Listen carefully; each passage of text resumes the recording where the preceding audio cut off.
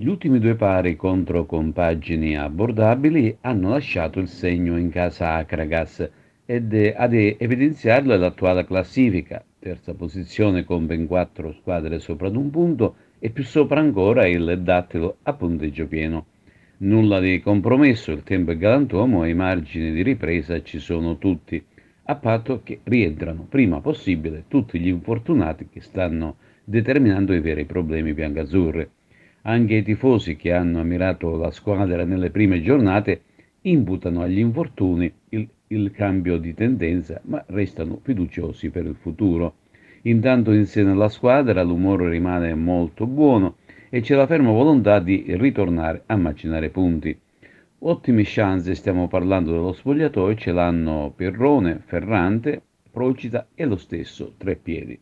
Domenica arriva la Sangataldese, una candidata al salto di categoria, e questo scontro diretto di notevole importanza ai fini della classifica generale.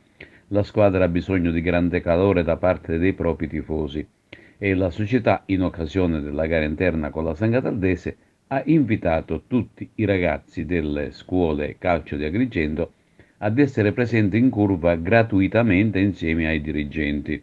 I genitori che volessero partecipare pagherebbero un biglietto speciale ridotto di 3 euro in curva sud. Entro sabato mattina alle ore 11 dovranno essere consegnate in segreteria presso lo stadio e Seneto le liste dei partecipanti e le relative quote. Intanto è saltata la prima panchina del campionato di eccellenza Girone A e quella del Don Carlo Misilmeri. Al posto del tecnico Tumminia, che è stato esonerato, è subentrato una vecchia conoscenza del calcio siciliano. Si tratta di Tommaso Napoli. Dopo aver appeso le scarpe al chiodo nel 2004, ha allenato il Castrovillari in D, il Gela Illicata per alcuni anni, quindi Cosenza, Taranto, Martina Franca e negli ultimi anni Mazzara e Pomigliano.